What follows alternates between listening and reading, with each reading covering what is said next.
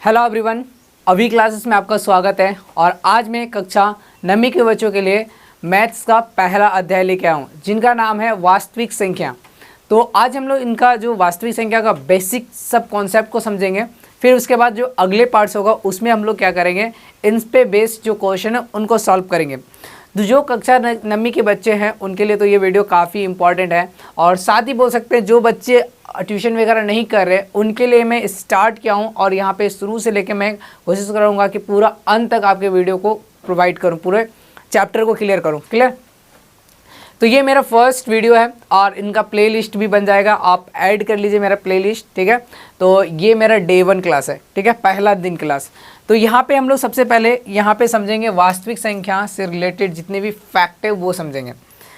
तो सबसे पहले हम लोग को समझना होगा प्रकृत संख्या कि एक्चुअल में प्रकृत संख्या क्या होगा, पहला। उसके बाद प्रकृत संख्या के बाद हम लोग समझेंगे दूसरा पॉइंट पूर्ण संख्या। पूर्ण संख्या समझ जाएंगे। उसके बाद तीसरा नंबर हमारा आएगा पूर्णांक। क्लियर? इस पूर्णांक को समझेंगे, पूर्णांक संख्या। फिर आएगा हमारा पूर्णांक के बाद हम लोग फिर समझेंगे परिमेय संख्या। परिमेय संख्या, और ये रियल नंबर होगा, रैशनल नहीं, इसका नाम है रियल नंबर। ठीक है, परिमेय संख्या। फिर आएगा हमारा अपरिमेय, अपरिमेय संख्या। फिर अगला हमारा क्या होगा, वास्तविक, वास्तविक संख्या। और इस पे बेस्ड आपके एग्जाम में क्वेश्चन भी पूछे जाते हैं। तो एक एक करके हम लोग समझने की कोशिश करेंगे, और कोशिश करता हूँ कि मैं बहुत अच्छे से आपको समझाने का, ध्यान से सुनिएगा। और भी मैं इसमें ऐड कर देता हूँ, और भी जो चीज़ हमको सीखना है, जैसे सम संख्या, विषम संख्या, अभाज्य संख्या, ऋण संख्या, ये सारी चीज़ भी हम लोग यहाँ पे बताएंगे। तो सबसे पहले हमारा क्वेश्चन आता है कि प्रकृत संख्या किसको कहते हैं। प्रकृत संख्या की अगर बात करें, जितने भी हमारा गिनती संख्या, तो जो हाँ से हम लोग गिनना स्टार्ट करते हैं उसको हम लोग क्या कह सकते हैं, प्रकृत संख्या। जैसे कि हम लोग काउंट कहाँ से स्टार्ट करते हैं, 1 2 3 4 5 6, 1 से स्टार्ट करते हैं। ऐसा नहीं है क्या ना, 0 1 2 3 ऐसा नहीं करते हैं, नहीं। तो जहाँ से हम लोग गिनती स्टार्ट करते हैं वहाँ से लेके अनंत तक की जितनी भी संख्या आपको मिलेगा उसको हम लोग क्या कहेंगे, प्रकृत संख्या कहेंगे। इट मीन्स आप इसको ऐसी परिभाषा देख सकते हैं, गण्य संख्या को क्या कहेंगे, प्रकृत संख्या कहेंगे। तो गण्य संख्या क्या हमारा, गणनीय संख्या 1 2 3 4 5 6, इस तरह करके क्या कर सकते हैं आप, अनंत तक चले जाइए, इसको हम लोग क्या कहेंगे, गणनीय संख्या कहेंगे, या तो इसको हम लोग प्रकृत संख्या कहते हैं। क्लियर? और हमेशा याद रखिएगा प्रकृत संख्या को जो हम लोग दिखाते हैं इसको कैपिटल N से डिनोट करते हैं। क्लियर है? उसके बाद पूर्ण संख्या आता है। पूर्ण संख्या को इंग्लिश में कहते हैं होल नंबर, और प्रकृत संख्या को कहते हैं नेचुरल नंबर। तो पूर्ण संख्या को हम किसे कहेंगे, तो जब पूर्ण संख्या उनको कहेंगे जब हम प्रकृत संख्या में शून्य को शामिल कर लेंगे, तो इन दोनों का जो संग्रह होगा उसको हम लोग क्या कहेंगे, पूर्ण संख्या कहेंगे। जैसे कि मान लीजिए हमारे पास प्रकृत संख्या क्या हम बताए थे, यहाँ से बताए थे 1 2 3 4 5 अप टू जितना दूर तक आप जा सकते हैं, तो इसको हम लोग क्या कहेंगे, प्रकृत संख्या कहते हैं। लेकिन पूर्ण संख्या इसको बनाना है तो इसमें क्या करना होगा, आपको शून्य को क्या करना है, सिर्फ शामिल कर लेना है। जब आप प्रकृत संख्या में शून्य को शामिल कर लिए तो ये हमारा क्या बन गया, पूर्ण संख्या बन गया। और पूर्ण संख्या को हम लोग W से डिनोट करते हैं। क्लियर? W whole number. अब आता है हम लोग पूर्णांक। अब हम लोग पूर्णांक किसको कहेंगे, पूर्णांक संख्या। जैसे ये पूर्ण संख्या है, पूर्ण संख्या यहाँ से लिख दीजिए 0 1 2 3 4 5 अप टू जितना दूर तक जा सकते हैं। अब ये जो पूर्णांक संख्या है तो 0 से ही स्टार्ट नहीं होगा, मतलब कि हमारा जो प्रकृत संख्या का अगर ऋणात्मक संख्या जोड़ देंगे किसमें, पूर्ण संख्या में, तो ये हमारा क्या बन जाएगा, पूर्णांक बन जाएगा। इट मीन्स यहाँ पे ऋणात्मक संख्या -1 -2 -3, इस तरह करके आप क्या कर सकते हैं, पीछे जितना बढ़ सकते हैं। ऋणात्मक, शून्य और ये हमारा जो धनात्मक, तीनों संख्या को अगर हम लोग मिला देंगे तो हमारा क्या बनेगा, पूर्ण संख्या, पूर्णांक बनेगा। क्लियर? अब देखिए ये पूर्णांक को आप क्या जिससे डिनोट कर सकते हैं, I से। ठीक है, I से इसको डिनोट किया जाता है, इंटीजर। अब आता है परिमेय संख्या। परिमेय संख्या हम लोग किसको कहेंगे, वैसी संख्या जिनको हम लोग क्या कर सकते हैं, भिन्न के रूप में लिख सकते हैं। भिन्न मतलब क्या होता है, भिन्न हमारा क्या होगा, जैसे कि भिन्न हो गया अंश बाय क्या होता है, हर, अंश बाय हर, मतलब कि इस तरह का p/q, ये हमारा कोई भी हो गया, हमारा क्या हो गया, भिन्न हो गया। क्लियर। अब यहाँ पे भिन्न के रूप में लिख सकते हैं, अर्थात p/q के रूप में लिख सकते हैं। और भी एक कंडीशन, p/q के रूप में लिख सकते हैं, लेकिन हमारा जो नीचे q जो होगा 0 के इक्वल नहीं होना चाहिए। अगर 0 के बराबर हो गया तो वो हमारा परिमेय संख्या नहीं कहलाएगा। अर्थात अगर हम लोग लिखेंगे 1/0 तो यहाँ पे नीचे क्या आ गया, 0 आ गया, तो 0 हमारा अगर नीचे आ गया तो ये हमारा क्या परिमेय संख्या नहीं कहलाएगा। क्लियर है। ऊपर आ जाएगा 0, अगर 0/1 आ जाएगा, नीचे नहीं आया ऊपर आया ना, तो ये हमारा क्या होगा, परिमेय संख्या कहलाएगा, लेकिन ये हमारा परिमेय संख्या नहीं कहलाएगा। ये परिमेय संख्या ये नहीं है। उसके बाद कुछ भी आप लिख लीजिए भिन्न में, 1/4, 3/6, -2/3, -4/8 या 4/5, कुछ भी लिख दीजिए, ये सारे हमारे क्या होंगे, परिमेय संख्या के अंदर आएगा। अब बात रही अपरिमेय संख्या। अपरिमेय संख्या किसको कहेंगे, अपरिमेय संख्या उनको कहेंगे जिसको p/q के रूप में नहीं लिख सकते हैं। तो हम लोग यहाँ पे लिखेंगे अपरिमेय संख्या को क्या, p/q के रूप में नहीं लिख सकते, रूप में नहीं लिख सकते, नहीं लिख सकते हैं। तो इसको p/q के रूप में नहीं लिख सकते तो किस में लिखेंगे, ये आएगा आपका रूट में, जैसे कि √2, √3, √4।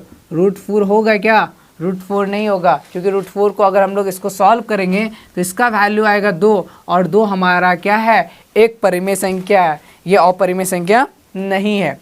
अब अगर √5, √7, अगर √9 की बात करें, ये भी नहीं है, क्योंकि इसको सॉल्व करेंगे तो आ जाएगा 3। तो ये देख सकते हैं जिसको हम लोग यहाँ पे ये जो हम लोग ये किए हैं सर्कल, इसको घेरे हैं, ये सब हमारा क्या है, अपरिमेय संख्या नहीं है, वो सब सारे क्या है, परिमेय संख्या है। अदरवाइज जितने भी रूट में होगा वो हमारा क्या कहलाएगा, अपरिमेय संख्या कहलाएगा।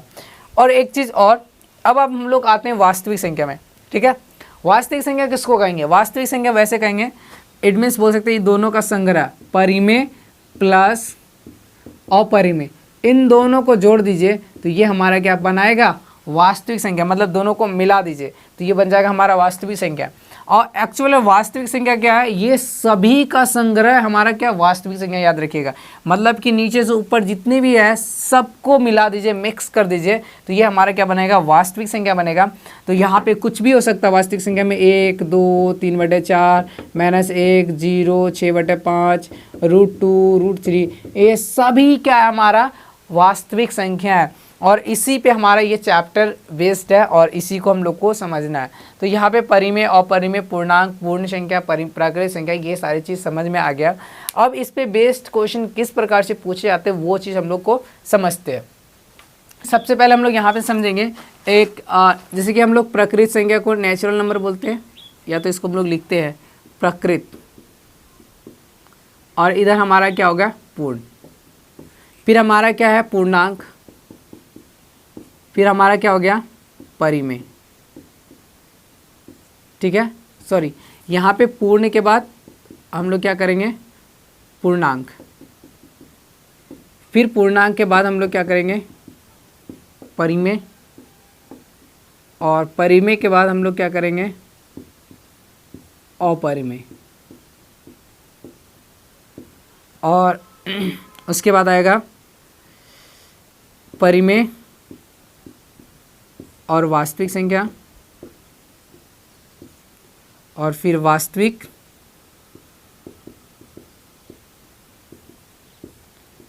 और अपरिमेय। ठीक है, अब यहाँ पे समझिएगा, यहाँ पे हम क्या समझाना चाहते हैं कि हमारा जो प्रकृत संख्या है वो पूर्ण संख्या होगी क्या।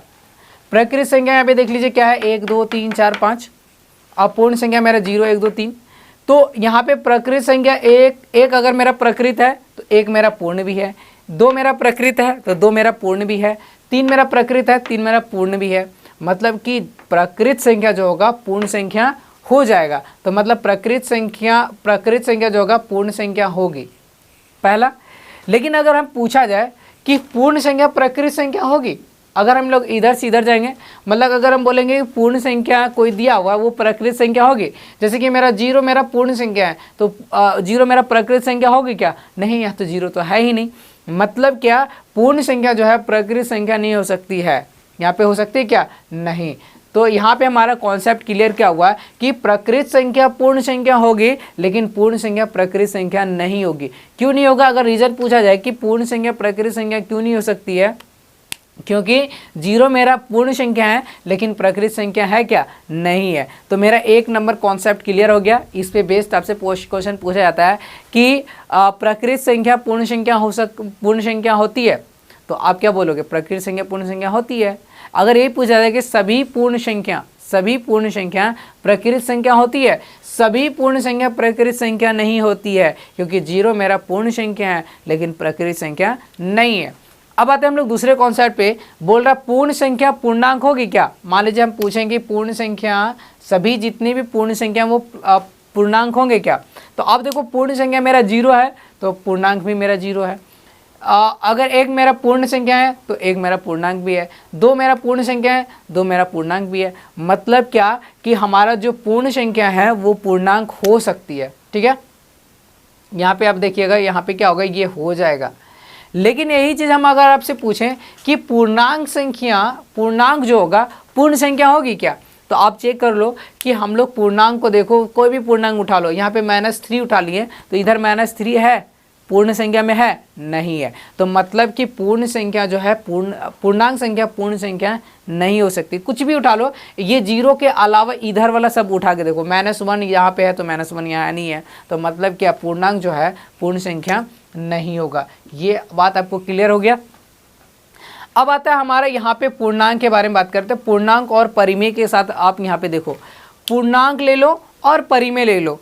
अब पूर्णांक में कुछ भी उठा लो, -3 तो -3 इसमें आ जाएगा, -2 आ जाएगा। मतलब कि यहाँ पे जो भी जितने भी पूर्णांक है वो परिमेय के अंदर आ जाएगा, क्योंकि 0 मेरा एक पूर्णांक है और 0 मेरा एक परिमेय भी है। -3 मेरा एक पूर्णांक है और -3 मेरा एक परिमेय है। मतलब कि पूर्णांक जो संख्या होगा वो परिमेय संख्या होगा, लेकिन परिमेय संख्या जो होगा वो पूर्णांक संख्या नहीं होगा। क्यों नहीं होगा? 1/4 हमारा क्या है? परिमेय संख्या है, लेकिन 1/4 यहाँ पे भिन्न में कभी भी पूर्णांक में भिन्न नहीं आएगा, लेकिन इसमें भिन्न आ रहा है, तो मतलब क्या परिमेय संख्या पूर्णांक नहीं होगा।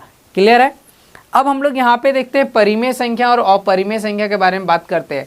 परिमेय संख्या को हम लोग p/q के रूप में लिख सकते हैं और अपरिमेय संख्या बोलता है p/q के रूप में लिख नहीं सकते हैं। तो मतलब एक दूसरे से क्या हो रहा है? विरोधाभास हो रहा है। तो मतलब ना तो परिमेय संख्या अपरिमेय होगा, ना ही अपरिमेय संख्या हमारा क्या होगा? परिमेय होगा।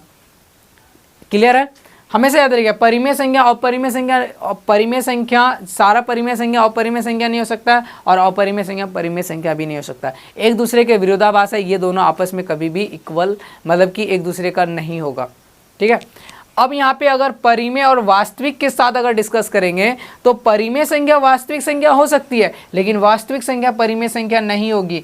क्या रीज़न है आप यहाँ पे समझो कि अगर हम लोग परिमेय उठा लो, 1/4 हमारा परिमेय संख्या है, तो 1/4 आप यहाँ पे लिख सकते हो परिमेय संख्या भी, अति वास्तविक संख्या लिख सकते हैं। क्यों? क्योंकि वास्तविक संख्या परिमेय और अपरिमेय का क्या होगा? मतलब कुछ संग्रह होता है। तो अगर 1/4 हमारा परिमेय संख्या तो 1/4 मेरा वास्तविक संख्या होगा। 3/6 मेरा परिमेय संख्या है तो 3/6 मेरा वास्तविक संख्या होगा।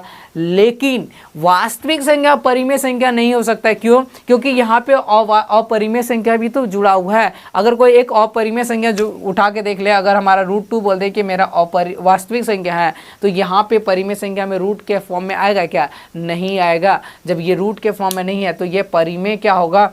वास्तविक संख्या हो जाएगा, लेकिन वास्तविक संख्या परिमेय संख्या नहीं होगा। उसी तरह यहाँ पे अगर अपरिमेय की बात करें, अपरिमेय वास्तविक संख्या अगर यहाँ पे देखा जाए तो हमारा क्या होगा? अपरिमेय संख्या नहीं होगी, लेकिन अपरिमेय संख्या क्या होगा? वास्तविक संख्या हो जाएगा। क्योंकि अब देखिए अपरिमेय संख्या तो यहाँ पे है और इसमें भी है, तो अपरिमेय संख्या इसमें हो जाएगा, लेकिन वास्तविक संख्या में क्या? परिमेय भी है। अगर परिमेय वाला उठा के अगर अपरिमेय के साथ अगर हम लोग रिलेट करेंगे तो होगा नहीं इक्वल। तो यहाँ पे इसलिए याद रखिएगा, अपरिमेय संख्या वास्तविक संख्या हो सकती है, लेकिन वास्तविक संख्या क्या होगा? अपरिमेय संख्या नहीं हो सकती है। तो ये इस पे बेस्ड आपके एग्जाम में क्वेश्चन पूछे जाते हैं, तो इसको ध्यान में रखिएगा और आपके यहाँ पे जो NCERT बुक है उसमें भी। तो ये वाला कॉन्सेप्ट क्लियर हो गया। तो आगे हम लोग चलते हैं और उनको समझते हैं। अब हम लोग जो समझने वाले हैं, अब हम लोग समझेंगे क्या, सम संख्या, सम संख्या, फिर दूसरा विषम संख्या समझेंगे,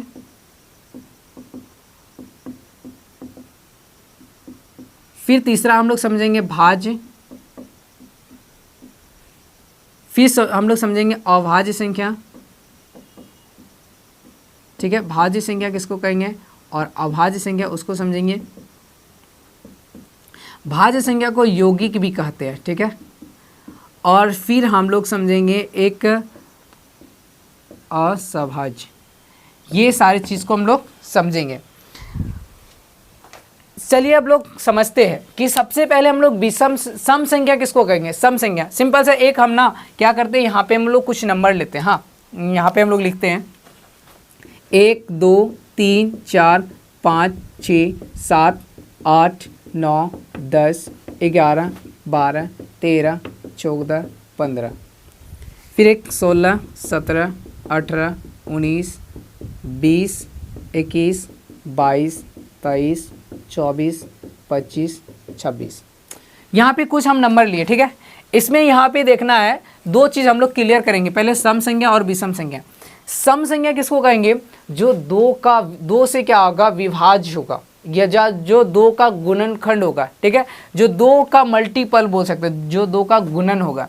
मतलब दो का गुणन कौन हो सकता है, ये होगा 2, 2 दूना क्या 4, 2 तिया क्या होगा 6, 2 चौक क्या होगा 8, 2 पंजे क्या होगा 10।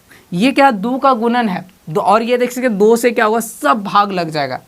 ठीक है, जो 2 से विभाजित हो या जो 2 का गुणन हो उसको हम लोग क्या कहेंगे, सम संख्या बोलेंगे। तो सम संख्या में आप यहाँ पे क्या लिख सकते हैं, 2 4 6 8 10 12 14 16 18, इस तरह करके लिख सकते हैं ना। जो 2 से सब 2 से ही भाग लग जाएगा, सिर्फ 2 का पढ़ा पढ़ दीजिए, वो हमारा क्या होगा, सम संख्या होगा। और एक चीज़ और देखिए, यहाँ तक हम लोग जो 10 तक हम लोग बात किए ना, यहाँ पे देखिए कि अगर कोई भी सम संख्या की बात होगा ना, तो उसके अंत में क्या क्या आएगा, एक 2 आएगा, फिर 4 आएगा, 6 आएगा, 8 आएगा और 0। यही चीज़ कॉन्सेप्ट को याद रखना है। अगर किसी भी सम संख्या को पता करना है तो उसके अंत में क्या देखिएगा, 2 आएगा, 4 आएगा, 6 आएगा, 8 आएगा और 0 आएगा। अगर इसके अलावा कोई भी नंबर आ जाएगा तो समझ जाइए कि वो हमारा सम संख्या नहीं है। अब देख सकते हैं 2 आ रहा, 4 आ रहा, 6 आ रहा, 8 आ रहा, फिर 0 आएगा। 20 करेंगे तो क्या होगा, 0 आ जाएगा। मतलब हम लोग क्लियर हो गया कि जितनी भी सम संख्या है उसके अंत में या तो 2 आएगा, या तो 4 आएगा, या तो 6 आएगा, या तो 8 आएगा, या तो 0 आएगा। अब यही चीज़ देखिए, विषम संख्या की बात करें ना, तो ये देखिए 1 3 5 7 जो 2 से विभाज्य ना होगा। यहाँ पे देख सकते हैं 1 है, 3 है, 5 है, 7 है। मतलब कि इसके ये जो हमारा सम संख्या के बीच वाली से जितनी भी संख्या आपको मिलेगा वो सारी चीज़ हमारा क्या कहलाएगा, विषम संख्या कहलाएगा, जो 2 से विभाज्य ना हो। अगर 1 की बात करें तो 1 हमारा ना तो 2 से विभाज्य होगा। 3 की बात करें, 3 भी 2 से विभाजित नहीं होगा। फिर अगर हम लोग 5 की बात करें, 5 भी नहीं आएगा। मतलब 10 अगर इसको भाग करोगे बस सर कट जाएगा, ऐसा नहीं। अगर मान लो 3 को 2 से भाग करोगे, 3 2 एकम 2, फिर पॉइंट दे के बोलोगे, ऐसे नहीं होना चाहिए, पॉइंट भी नहीं, ये पूर्ण संख्या। उसका जो भागफल जो आना चाहिए ना, वो एक क्या आना चाहिए, पूर्ण संख्या आना चाहिए। ठीक है, प्रकृत संख्या बोल सकते हैं आना चाहिए, ऐसा नहीं। ठीक है, पॉइंट में आएगा, पॉइंट से अगर भाग करोगे तो कट ही जाएगा, तो ऐसा नहीं। पूर्ण एक बोल सकते हैं, प्रकृत संख्या आना चाहिए तो पूर्ण संख्या। अब यहाँ पे देखिए, यहाँ पे 1 3 5 7 9 11 13 15 17 19 इस तरह का आप अगर देखेंगे तो ये हमारा सारा क्या होगा, विषम संख्या होगा। और एक चीज़ खास बात क्या है, विषम संख्या के अंत में क्या आएगा, या तो 1 आएगा, या तो 3 आएगा, या तो 5 आएगा, या तो 7 आएगा, या तो 9 आएगा। बस ये संख्या अगर देख लिए अंत में तो समझ जाइए वो हमारा क्या होगा, विषम संख्या होगा। सम संख्या और विषम संख्या को अगर डिसाइड करना होगा तो ये चीज़ देख लीजिएगा कि वो विषम संख्या है, और ये देखिएगा अगर ये आ गया तो ये हमारा क्या आ जाएगा, सम संख्या।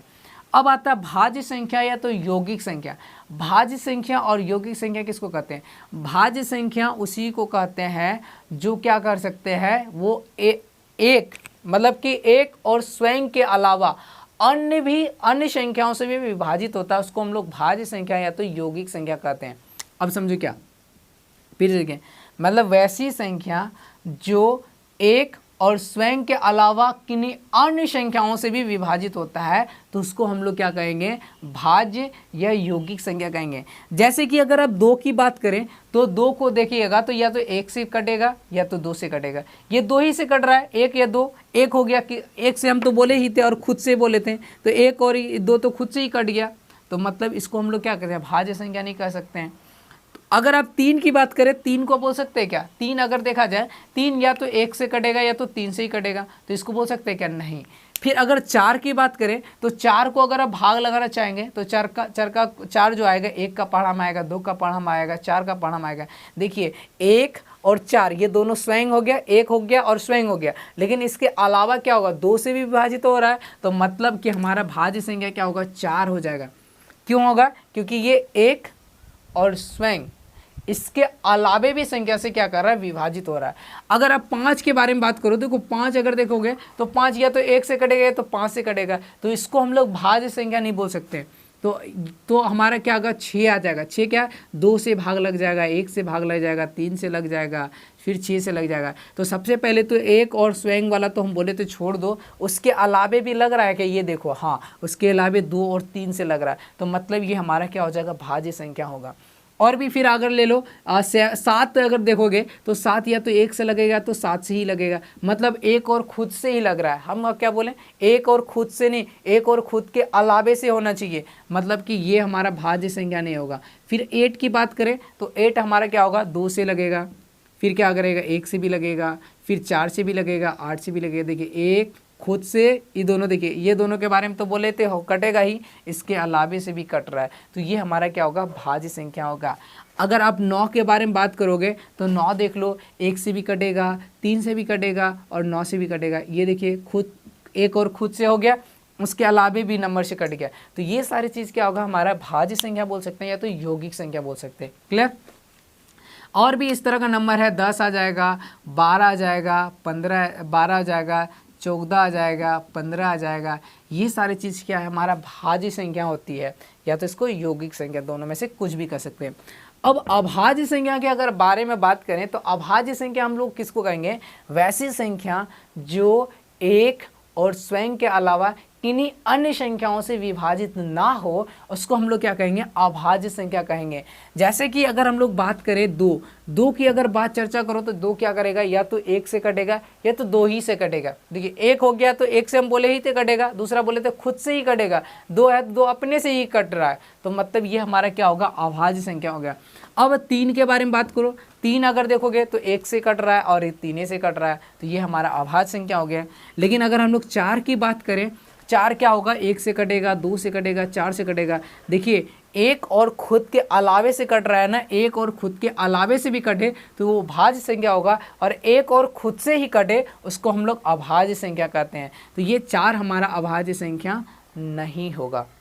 अब आते हैं हम लोग और भी कौन संख्या, 5 के बारे में चर्चा करो तो 5 या तो 1 से कटेगा या तो खुद से ही कटेगा, 5 से कटेगा, तो ये भी हमारा क्या हो गया, अभाज्य संख्या हो गया।